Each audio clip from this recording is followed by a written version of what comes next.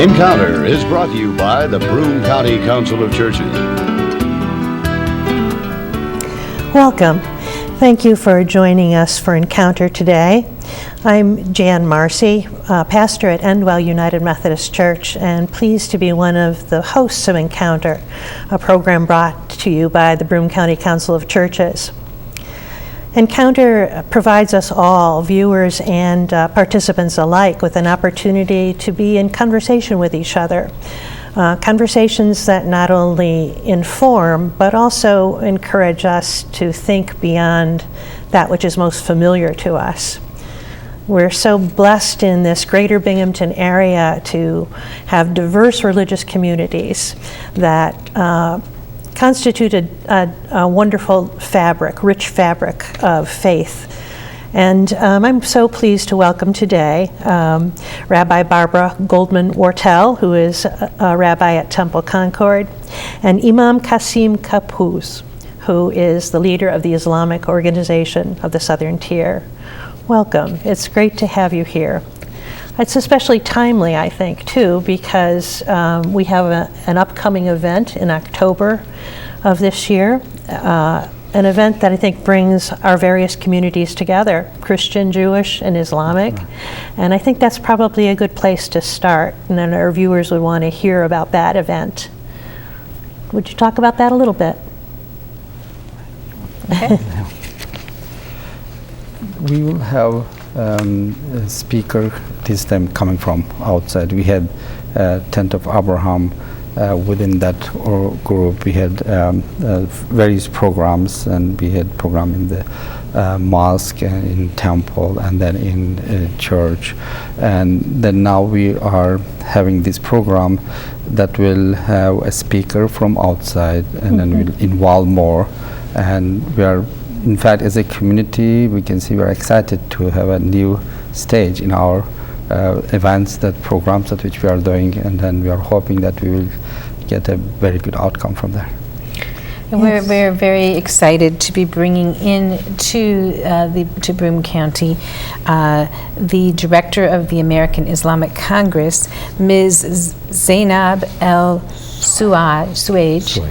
And she has been a leader internationally and nationally in interfaith work and dialogue, and in using nonviolent means of resistance to affect change many places in the world. So we are excited to learn from her experiences in interfaith work for our work that we've been doing to build bridges and to increase communication and really getting to know one another as people across all different lines. And you're really able to bring this program into the community because of two different organizations or groups that have really come together. The Children of Abraham, which has been a local group that has been functioning for 4 years, but also the Richard Antoon group. Is that also true, that the forums that have been founded in his name? Mm-hmm. Right. Would you talk a little bit about those? Well, Richard Antoon unfortunately died far too young. Yes, and professor. Tragically, but there's been a memorial fund that was set up to fund programs of this kind in the community, and the Children of Abraham group, of which we've been a part of for 4 years, applied for funding to that organization, to that group, for the support to be able to bring in a resource as we are able to. Right. Richard Antoon, Dick, as many of us knew him, was very involved in this work long before the Children of Abraham. He really learned his form of conflict resolution in the 1960s in the coffee house in Kufr al-Ma in Jordan, where he did some of his early research for his field. It allowed all participants to come to consensus for the benefit of the community, not for any particular individual. So dialogue became the important factor, and our work has been about dialogue. So we are honored to be able to honor his memory with our program, and have had many personal experiences with him which I think you can share some of yours with us.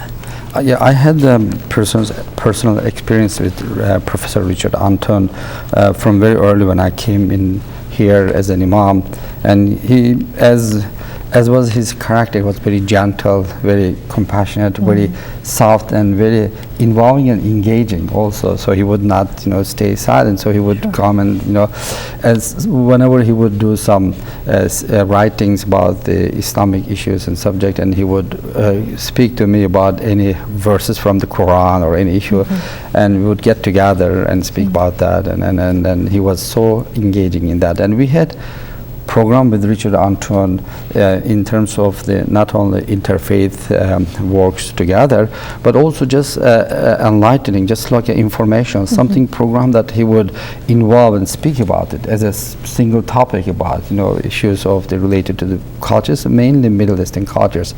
He has, as Rabbi Barbara mentioned, he was very deeply involved in understanding the different cultures, and then he used the Middle East as a place to start from that. And he lived in the villages and towns, and in fact his studies was analysis and study of the culture through the service leader and imam in a town. So he wrote a book on that. And then, as Rabbi Barber also mentioned, he was always trying to find a way to get the things together and then find the commonalities there.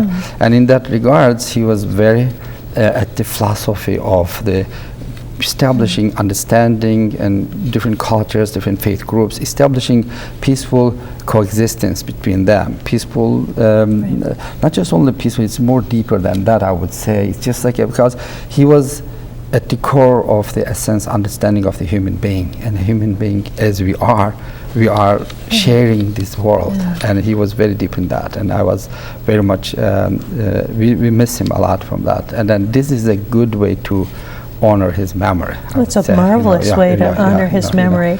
I think a lot of people in the community are familiar with his name and know that he was a professor and well thought of, but didn't realize just how much how invested he was in bringing groups together and in conflict resolution. So this is a wonderful way to honor him. It is. I would say the same.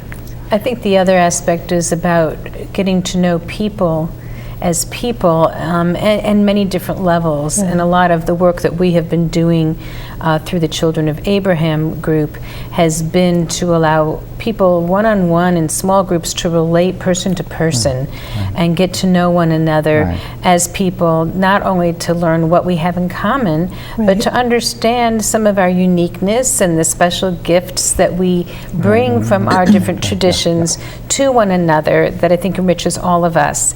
And Dick was a facilitator in our group, so our programs up until this point have had a presentation of some sort, and then we've broken into smaller groups with facilitators so that people all have that opportunity to be in mixed groups of people and get to know people more personally, and he was committed to that as well. And so that has been one of the parts of our program I think has been unique.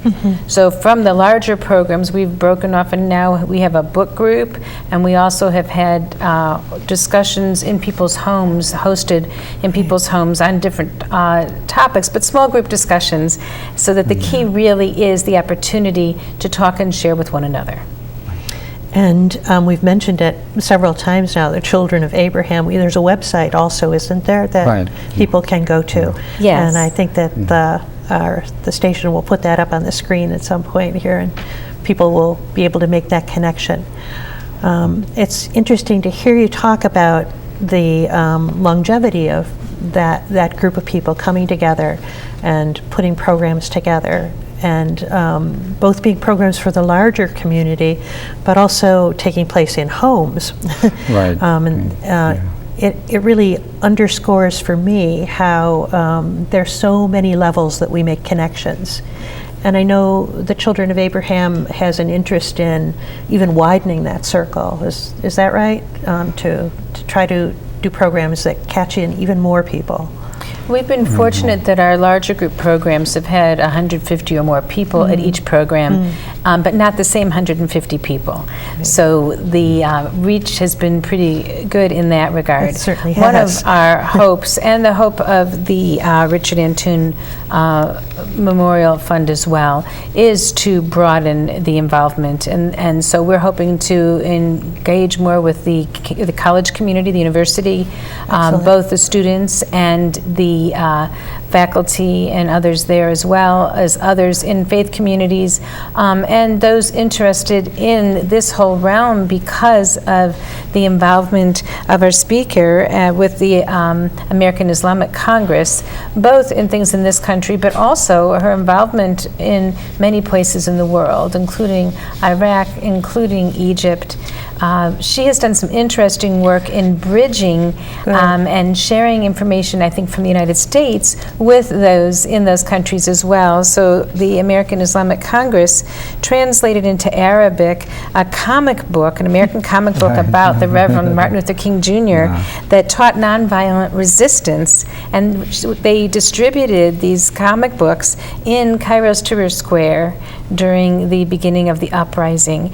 And she is credited personally with helping to teach both nonviolent resistance and social media skills combined to help the young Arab activists different places in the world, which I think has been a very, very important way to bridge and bring that material to our world today.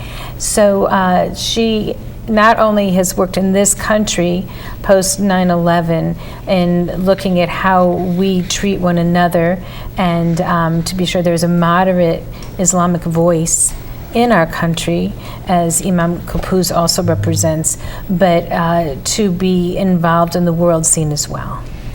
Well, it's, go ahead. She's a powerful voice in that regards also, because she's not only from here, she has at the core of those hot spots, and then as you have mentioned about her involvement there, she knows what the conflict is, she knows what is the tension is, she knows what is the differences can lead the people, and she's encountering that with a different approach of the nonviolence, and then she's trying to get those tensions to calm down, to understand each other as a human being. And then I would say this is a good addition to our program in terms of the because of all these events occurring around the world, and not knowing what is at the core of those events, and we just hear media, and then she is at the core of this events there, and then coming here and then sharing those things with us here. I would say that's a very well worth effort. And then thank to Rabbi Barbara's work also. She did a lot of work to facilitate our Children of Abraham programs, and I appreciate that. Oh, thank you.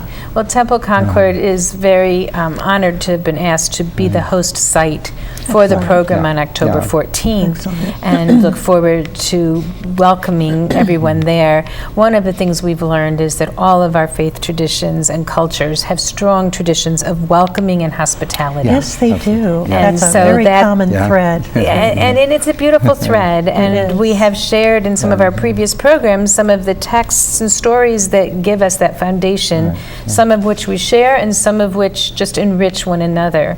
Another area of our speaker's work has been in the area of women, and so while that's not going to be the primary focus, I'm sure it will be something she addresses, and that is empowering women in these cultures. Particularly some of that work is in Iraq